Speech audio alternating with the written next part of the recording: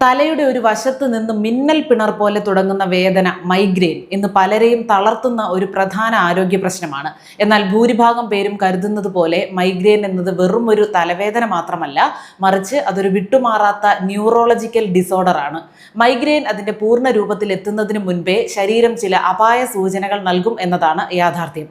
ഈ ലക്ഷണങ്ങളെ pre migraine ഘട്ടം എന്ന് വിളിക്കുന്നു. യഥാർത്ഥ തലവേദന തുടങ്ങുന്നതിന് ദിവസങ്ങൾക്കോ മണിക്കൂറുകൾക്കോ മുൻപ് ശരീരം നൽകുന്ന ചില മാറ്റങ്ങളാണിത്. ഇത് തിരിച്ചറിഞ്ഞാൽ വലിയ രീതിയിലുള്ള അസ്വസ്ഥതകൾ ഒഴിവാക്കാൻ നമുക്ക് സാധിക്കും. പ്രധാന ലക്ഷണങ്ങൾ എന്തൊക്കെയാണെന്ന് പറയാം. അമിതമായ ഉത്കണ്ഠയോ കാരണമില്ലാത്ത ദേഷ്യമോ അല്ലെങ്കിൽ കടുത്ത വിഷാദമോ അനുഭവപ്പെടുക. കഴുത്തിലും തോളിലും അനുഭവപ്പെടുന്ന പേശി വലിവും മൈഗ്രെയിന്റെ മുന്നോടിയായാകാം. ആഹാരത്തിനോട് പെട്ടെന്നൊരാർത്തി, പ്രത്യേകിച്ച് മധുര പലഹാരങ്ങളോട് പെട്ടെന്നുണ്ടാകുന്ന താല്പര്യം ശ്രദ്ധിക്കണം. നല്ല ഉറക്കം ലഭിച്ചാലും പകൽ മുഴുവൻ അനുഭവപ്പെടുന്ന തളർച്ചയും ജോലിയിൽ ശ്രദ്ധ കേന്ദ്രീകരിക്കാൻ കഴിയാത്ത അവസ്ഥയും. മലബന്ധം അല്ലെങ്കിൽ വയറിളക്കം പോലുള്ള അസ്വസ്ഥതകൾ മൈഗ്രെയിന്റെ തുടക്കമാകാം. അടിക്കടിയുള്ള മൂത്രശങ്കയും പ്രീ മൈഗ്രെയിൻ ഘട്ടത്തിൽ കണ്ടുവരാറുണ്ട്. നമ്മുടെ ശീലങ്ങളിൽ പെട്ടെന്നുണ്ടാകുന്ന മാറ്റങ്ങളാണ് മൈഗ്രെയിനെ ഉത്തേജിപ്പിക്കുന്നത്.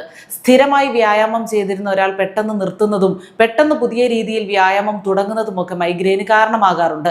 ഉറക്കമില്ലായ്മ, അമിതമായ മാനസിക സമ്മർദ്ദം, കൃത്യസമയത്ത് ഭക്ഷണം കഴിക്കാതിരിക്കുക, കടുത്ത വെയിലേൽക്കുക എന്നിവയും മൈഗ്രെയിൻ സാധ്യത വർദ്ധിപ്പിക്കുന്നു. കൂടാതെ അമിതമായ കാപ്പി കുടിയും ചോക്ലേറ്റ് ഉപയോഗവും ചിലരിൽ തലവേദനയ്ക്ക് കാരണമാകാറുണ്ട്. നെറ്റിയിൽ ഒരു ബാൻഡ് മുറുക്കി കെട്ടിയതുപോലെ അനുഭവപ്പെടുന്ന വേദനയെ ടെൻഷൻ ഹെഡേക്ക് എന്നാണ് വിളിക്കുന്നത്. എന്നാൽ മൈഗ്രെയിൻ ഇതിൽ നിന്നും വ്യത്യസ്തമാണ്.